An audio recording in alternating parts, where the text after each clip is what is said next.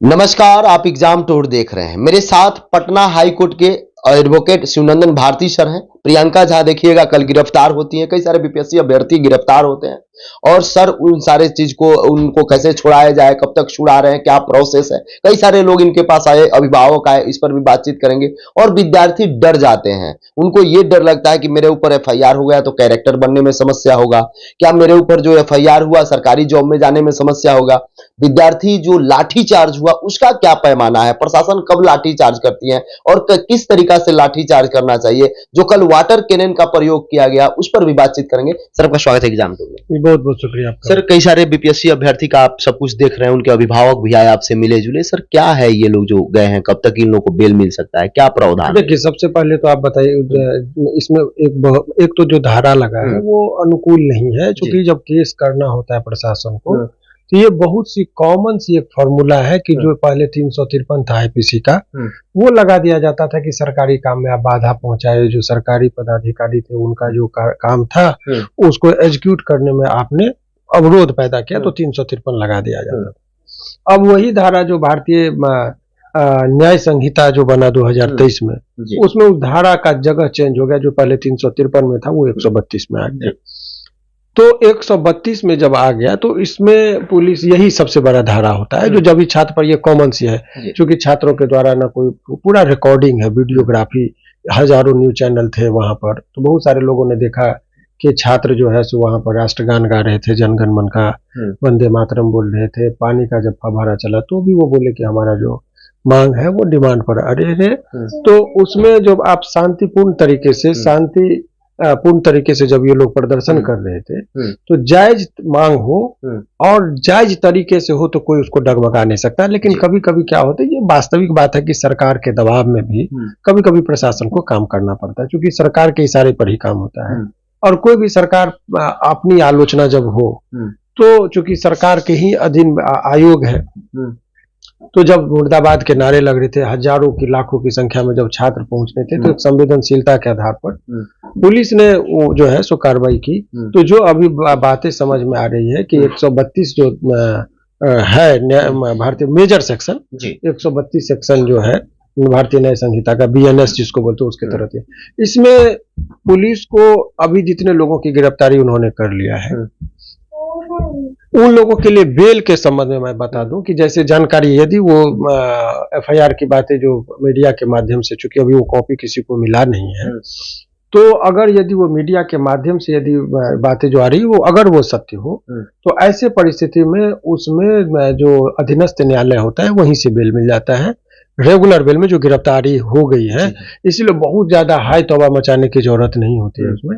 अब वो कानूनी प्रावधान ये कि केस कर दिया यदि पुलिस, तो आप उसमें जो पुलिस के द्वारा केस की गई तो बेल ले लीजिए। तो बेल में इसमें ये नहीं कि लंबा इंतजार करना पड़ेगा, हाई कोर्ट आइए, सुप्रीम कोर्ट जाइए, ऐसी कोई बात नहीं है। तुरंत में इन लोगों को वहां पर आवेदन पड़ेगा, क्योंकि कोर्ट बंद है तो बंदी के दौरान बेल पर सुनवाई नहीं होती है। तो जो अभी हाई कोर्ट में तो मोटा मोटी 7 से काम शुरू होगा, 3 को एक दिन के लिए खुले हुए है, लेकिन उस दिन नहीं के बराबर होता है। तो 2 तारीख से मुझे लगता है कि जो पहली तारीख जो है 2 तारीख को 2025 में इन लोग का बेल आवेदन पड़ेगा, और मुझे लगता है कि अधिकतर लोगों को उसी दिन बेल मिल जाएगी। नंबर 1 ये तो बेल के संबंध में आपको बताया। एक जो बहुत ही कॉमन सा प्रश्न है कि जो सरकार की प्रशासन दबाव बनाने के लिए भी वो ये सोचती है कि जो आंदोलन में लोग भाग ले रहे हैं, ये कर रहे हैं, एक केस कर दो कैरेक्टर नहीं बनेगा, नौकरी नहीं होगी, इस तरह का अफवाहें बहुत लोगों के मन में फैला हुआ है। तो आपको जानकारी के लिए बता दें कि सरकारी नौकरी में तब तक कोई व्यक्ति को कोई नहीं रोक सकता जब तक कि वो सजावार ना हो। तो जो सजा की जो अवधि होती है वो भी 2 साल से ऊपर की सजा का देखा जाता है।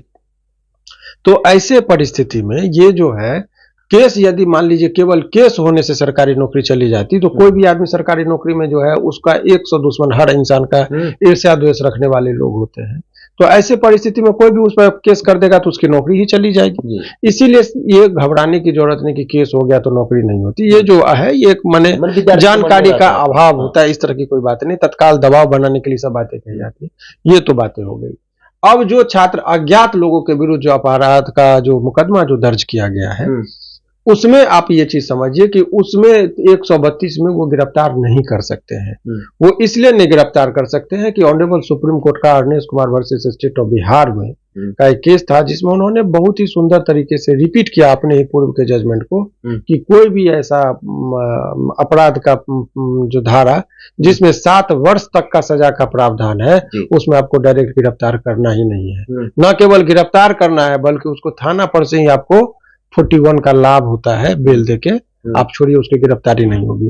तो अभी जो छात्र का गिरफ्तारी नहीं हुआ, अज्ञात करके लाखों लोगों का वो नाम दे दे, किसी भी बार नामजद भी जो है, जो अभी गिरफ्तार नहीं हो, उनको घर से वो नहीं उठा सकते हैं।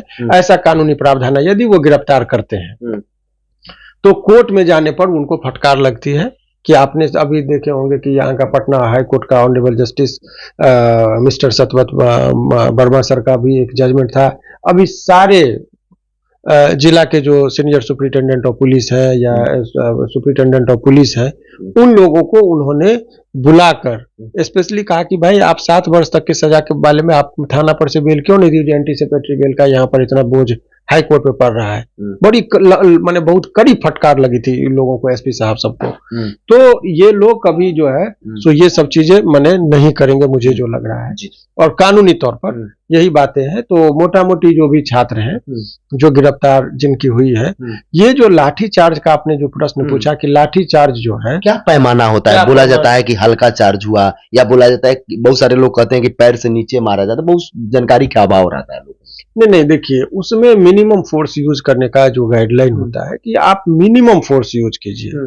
तो मिनिमम फोर्स का मतलब कि आपको इवन की प्राइवेट डिफेंस में यदि आपको और कोई गोली भी मार रहा है तो भी आप इन्हें की सर में सटा के गोली मार दीजिए उसको। मिनिमम यदि उसके हाथ में गोली है, यदि हाथ में गोली मारे बंदूक नीचे गिर गया, तो फिर आप इन्हें जाके दोबारा गोली मार दीजिए। उसमें मिनिमम फोर्स का इस्तेमाल करना है।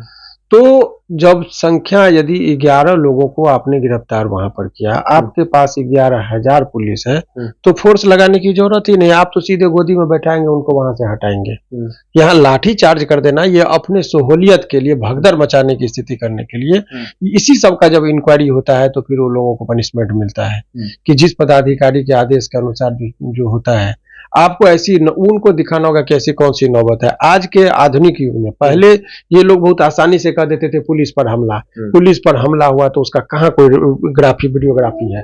छात्रों का जो सीन आया, परिस्थिति मैंने बोला ना, रेस इप्सा लिक्विटर का एक सिद्धांत है माने लॉ में, थिंग्स स्पीक इटसेल्फ, परिस्थितियां बहुत कुछ बयां करती है। तो उस केस में परिस्थितियां ही बयां कर रही है कि छात्र जय हिंद का वो सैल्यूट किए हुआ है, जनगण मन गा रहा है, राष्ट्रीय गान जब होता है तो सभी को खड़ा हो जाना है। उस दौरान आपने कैसे लाठीचार्ज कर दिया?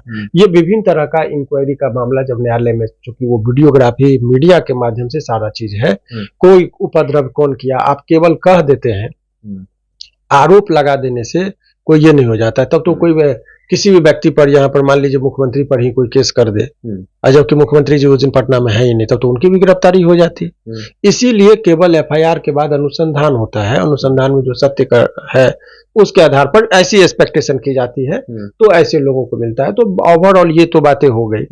अब जो आपका एक बहुत महत्वपूर्ण प्रश्न ये था, जो आप जानना चाह रहे थे कि आखिर कौन सी चूक हो गई कि आंदोलन इस तरह का हो गया छात्रों के द्वारा। विद्यार्थी जाना कि ऐसी कौन सी चूक है कि आंदोलन जो है इतना शानदार आंदोलन किस तरह।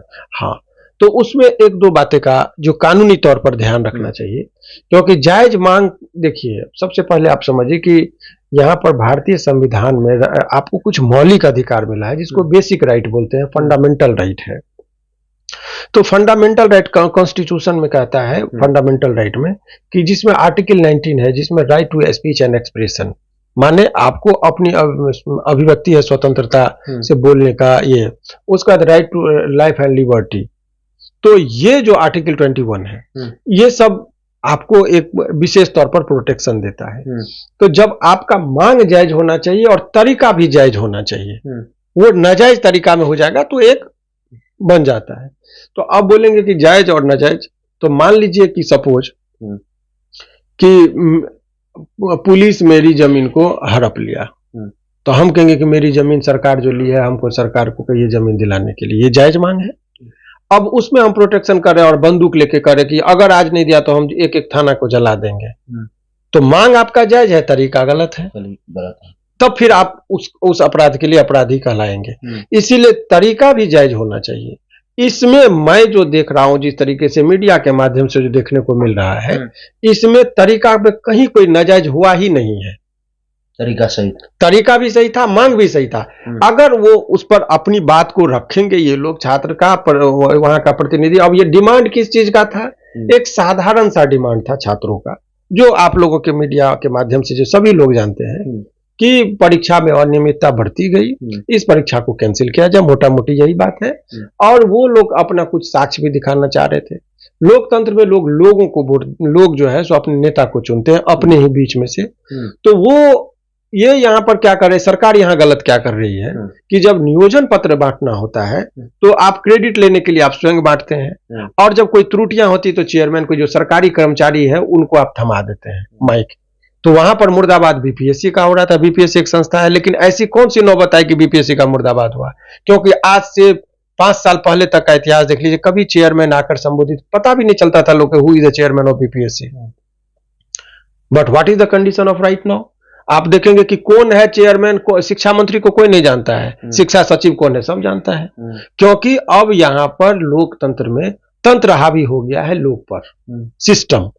तो ऐसे परिस्थिति में ये जो एक पैटर्न है, जिस वजह से लोगों को वहां पर जब बोला गया कि आप छात्र को मुख्यमंत्री जी से मिलने की बात है, थोड़ा लगता है 10 दिन 11 दिन का वक्त होता है कि 11 दिन से अनशन पर बैठा। अनशन एक बहुत पहले जब कोई दया रहे, देखिए जिस टाइम में गांधी युग था, अहिंसा का, अंग्रेज का शासन इससे बेहतर आप मानेंगे इस मायने में कि गांधी जी से उनको क्या लेना देना था कि हिंदुस्तानी मरे, लेकिन एक दिन जब वो भूखे रह जाते थे तो दया आ जाती थी। इतना प्रेशर बनता था कि अंग्रेज को उनके अनशन के आगे झुकना होता था।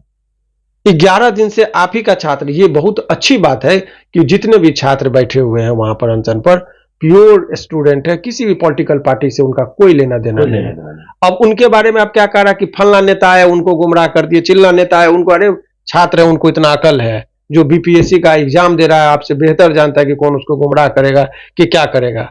समर्थन जो भी लोग किए उतना वो जो भी तरीका, भले ही लोग कहे कि फलना गुमराह, कोई गलत ही नहीं किया।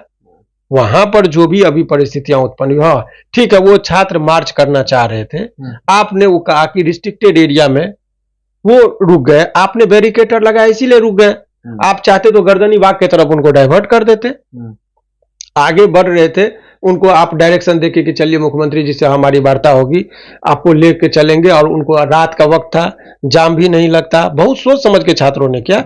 उनको आम जनता का 8 बजे के बाद पढ़ाया, पटना में भीड़ कम हो जाता है, साइड से वन वे का, जिस तरह से यदि रोड पर एक तरफ से चलते पैदल मार्च करके, कोई नहीं एकदम शांति मार्च करते हुए जा रहे थे, तो इतना हिंसक होने की आवश्यकता नहीं थी। लेकिन ये भी एक बात सत्य है कि इस बार police as compare to other जितना भी देखेंगे एक्टिविटी, इसमें थोड़ा पुलिस ने संयम बरता। इससे पहले जो लाठीचार्ज हुआ था तो डायरेक्ट लाठीचार्ज किया था, इस बार हल्का फोर्स का वो दिखाएंगे कि पहले हमने पानी का फव्वारा फेंका, उसके बाद लाठीचार्ज किया। तो पानी जब आप डाल ही दिए थे, ठंडा का था मौसम, ये तो क्रूरता था। अब तक ये आग का गोला बरसाने वाली बात हो गई। पानी इस मौसम में पानी नहीं है, इसमें आग से ज्यादा तरफ है इस पानी में। जब ठंड में कपकपाती धूप, ठंड में यदि आपको पानी ठंड देकर आके की, तो वो बहुत कष्टकारक था। लेकिन वो उसने जो यातनाएं, यही तो चीजें होती है जो दिया गया छात्रों को। तो छात्र के साथ साथ जितने भी लोग, छात्र का रोता हुआ चेहरा, बिलखता हुआ चेहरा, एक आम जनता के मन में उनके प्रति करुणा पैदा करता है। पुलिस है आपके, हमारे ही और आप ही की। कभी आज से 10 साल 15 साल पहले जितने भी अभी बहुत यंग एसएसपी हैं पटना के, उनको प्रतिभावान है, आईएएस आईपीएस है, तो उतनी तो संवेदना लोग, चूंकि कुछ दिन पहले आप भी छात्र रहा करे होंगे, मुखर्जी नगर में आप जाएंगे ना तो देखेंगे कि पटेल चेस्ट में एक छोटे से कमरे में आदमी 5 साल 10 साल पढ़ता है, तब वहां से आईएएस बन के निकलता है। तो उससे पहले आप भी एक इंसान थे। डिमांड जो भी था, अगर सरकार कम्युनिकेशन में फेल, अब यदि अब वहां भी बहुत सरकार की तरफ से ये भी स्टेटमेंट आया है कि ये अफवाह फैलाई जा रही है, भ्रमित किया जा रहा है छात्रों को, तो उनको मैं ये बात को मान भी लो कि ठीक है भ्रम फैला है, तो ये सरकार का काम है उस भ्रम को दूर करना। आपको पता होना चाहिए कि विद्रोह 1857 का विद्रोह जब हुआ था, वो भी अफवाहों की वजह से हो गया कि गाय और सुअर की चर्बी का अफवाह फैला गया था और वो ब्रिटिश हुकूमत की नींव को हिला दिया था। तो अफवाहें जो फैला रहे, तो आपका काम है, you will have to explain before the people कि ये जो भाई बातें हैं वो गलत है, इस तरह की कोई वारदात नहीं हुई है, तो वो आत्मविश्वास जब नेता अपने के बीच का चुना हुआ नेता जब आके संबोधन करता है तो लोगों को विश्वास और बढ़ती है। तो लोकतंत्र की तो ये तमाम तरह की चीजें चूक हुई। अब छात्रों की तरफ से क्या चूक हुई वो भी मैं बता रहा हूं। जो नेतृत्व करता थे उनको, चूंकि वो लोगों ने लीगली एडवाइस हमसे पूछा था कि सर कोई गलत ना हो, तो हमने ही ये एडवाइस किया था कि आपको मारे आप हिंसक मत होइएगा, क्योंकि वो आजकल इलेक्ट्रॉनिक्स का टाइम है, हर चीज रिकॉर्ड करता है लोग मोबाइल में, क्योंकि कोर्ट में साक्ष्य देने में ये हो, क्योंकि इसमें मानवाधिकार का हनन हुआ है, हाई कोर्ट में भी रिट फाइल हो रहा है, तो इस तरह का यदि चीजें उत्पन्न हो तो आपको इसमें ये चीज दिखाना होगा कि आपके तरफ से कोई हिंसक चीजें नहीं की गई। तो छात्रों के तरफ से ये हुआ कि जब ये अफवाहें कहां से फैल गई कि मुख्यमंत्री के घर का हम लोग मार्च करने जा रहे हैं, ऐसी बातें, जबकि वो बातें थी ही नहीं। छात्रों का एक ही था कि हमारी मांग या तो मुख्यमंत्री से कराई, नहीं तो जो अनशनकारी आए हैं उनको हम गर्दनी बाग छोड़ने जा रहे हैं, ऐसी प्रपोजल थी। लेकिन बीच में अफवाहें फैल गई। एक साथ जितने भी आंदोलनकारी थे, नेतृत्वकर्ता भी थे, क्योंकि वो एक लीडरशिप भी होना चाहिए। भीड़ जो है, हम जान रहे कि आपका बहुत बड़ा वीडियो हो रहा है, लेकिन कुछ जानकारी इसी बहाने हो जाए तो आप इसको 2 पार्ट में भी कर लेंगे। तो जब भूल क्या हुई उस पर मैं बता रहा हूं कि 2 लोग मुख्य तौर पर माने नेतृत्व करता थे। एक रमांशु सर है, बहुत ही छात्रों का उन पर विश्वास था। दूसरे तरफ से वो प्रशांत किशोर जी का आगमन हुआ, उनके भी नेतृत्व में ये दोनों भीड़ जब चली वहां पर बहुत नियमित दोनों ने रेगुलेट किया, बहुत कंट्रोल भी किया। इसमें कह सकते हैं दिशा में भी कहीं मुझे नहीं लगा कि कहीं कोई भ्रमित करने वाली थी, सभी जिम्मेदार लोग थे। समस्या तब उत्पन्न होगी कि 2 ग्रुप बट गए। जब वहां पर वार्ताएं हुई तो कुछ लोग लौट गए, जैसे प्रशांत किशोर जी आकर बैठ गए, ये जो बहुत लोग करे भागना, तो उस टाइम पर मेरा थोड़ा सा चीज ये है कि वो लौट के चले आए गांधी मूर्ति के पास और रमांशु सर बैठ गए वहां। तो इसमें भ्रम की स्थिति उत्पन्न हो गई। इधर से मीडिया के माध्यम से भी और अन्य अनाउंस भी किया जाने लगा कि आपका नेता चला गया, आप लोग भी लौट जाइए। और ऐसे में ये लोग बोले कि नहीं, हमको मिलवाइए या हम अपने अनशनकारी को लेकर हम गर्दनी बाग छोड़ने जाएंगे। यही गर्दनी बाग छोड़ने के जा रहे थे तो बैरिकेटर लगाया गया, और बैरिकेटर लगा के फिर पानी का फव्वारा, और वहां तक भी ठीक था। लेकिन उसके बाद उस कहते ना कि भींगा कर मारना, तो आप भिंगा दिए और फिर पीट रहे हैं, क्या वो आतंकवादी है? कपड़ा निवस्त्र करके आप मार रहे हैं। तो वहां पर जो है सो ये तो छात्रों की तरफ से चूक ये हो गई कि इनको या तो वहां पर माल्यार्पण का जो तरीका था कि आप जाके जयप्रकाश नारायण जी का गोलंबर को घूम के नमन करके आप अपने धरना स्थल गांधी जी पर आ जाते हैं, या नहीं तो आप सीधे वहां पर अपने जाने की बातें थी वहीं तक रहते, तो ये ठीक था। लेकिन वंदे मातरम, जनगण मन, ये सब इत्यादि का जो होता रहा संवाद, वो बहुत बेहतर था। अब जो हो गई, देखिए राइट और रॉन्ग 2 चीजें होती है। जलियांवाला बाग कांड जब हुआ था तो उस टाइम में भी अंग्रेज से जो किया था उनसे यदि पूछते तो कहा कि नहीं, हमने सही किया। जनरल डायर जो थे उन्होंने कहा कि मैंने सही निर्णय लिया, लेकिन निहत्थों पर जब गोलियां चली थी तो उसकी गूंज आज तक सुनाई देती है। तो गलती तो उस टाइम में भी, तो अगर यदि पुलिस उसी तरीके का किया है तो उसका जस्टिफिकेशन कोर्ट में होता है, कोर्ट में जाता है। लेकिन ऐसे में देखिए जहां पर वो घटना स्थल, वहां से बहुत कम ही दूरी पर पटना हाई कोर्ट के ऑनरेबल चीफ जस्टिस का आवास है। जब नारा और तालियां बज रही थी, उनकी आवाज वहां आवाज तक जा रही होती थी। तो डायरेक्ट आपकी बात समझिए, हाई कोर्ट के चीफ जस्टिस के कानों तक बातें पहुंच चुकी होंगी, क्योंकि उनका आवास और वो घटना स्थल जहां पर है बहुत कम का फासला है। तो कोर्ट स्वतः संज्ञान लेती है। तो जिस तरीके से ये हुआ है, कोर्ट खुलने का इंतजार कीजिए। हो सकता है कि कोर्ट स्वतः भी संज्ञान ले ले कि लाठीचार्ज आपने ऐसे निहत्थे छात्रों पर क्यों किया, इतनी बर्बरतापूर्ण, और जब इनको जवाब देना होगा तब दूध का दूध और पानी का पानी होगा। अभी फिलहाल छात्रों के प्रति जो मेरा सजेशन है कि शांतिपूर्ण तरीके से धरना कीजिए। अभी आप जो भी निर्णय है, और एक संगठित होकर लड़ना चाहिए।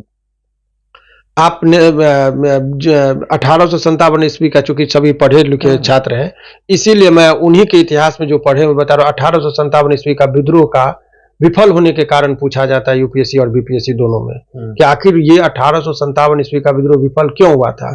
तो मुख्य कारण ये था कि वो छीट-फूट थी, कोऑर्डिनेशन नहीं था, संयोजित तरीके से नहीं हो रहा था। बिहार में कोई और कर रहे थे, बाबू जगदीश बाबू के नेतृत्व में हो रहा था, बंगाल का मेरठ में कोई और कर रहे थे, बंगाल में कोई और कर रहे थे। तो ये एक छिटपुट हो रही थी। आज ही क्या हुआ, किसी संगठन ने कर दिया बिहार बंद, ऐसा वाले आरा में जाम किए, कुछ उधर किए कुछ उधर किए।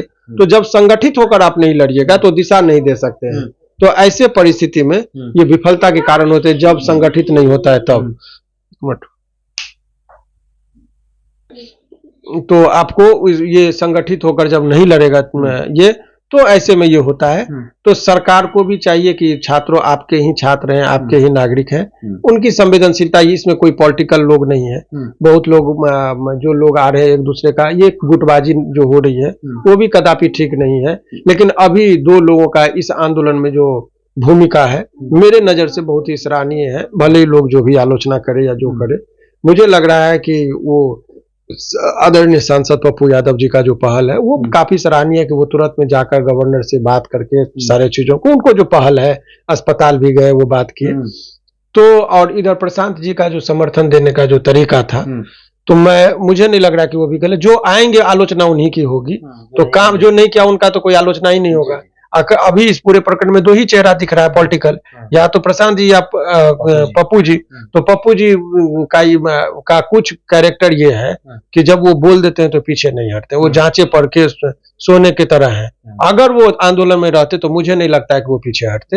लेकिन यहाँ पर प्रशांत जी पर जो आरोप लगे हैं, चूंकि वो कोऑर्डिनेशन के अभाव में वो कम्युनिकेट नहीं कर पाए, इसीलिए आरोप लग रहे हैं कि उन्होंने भागा। लेकिन वास्तविक बात है कि वहां से हट के वो गांधी मूर्ति के पास चले गए थे।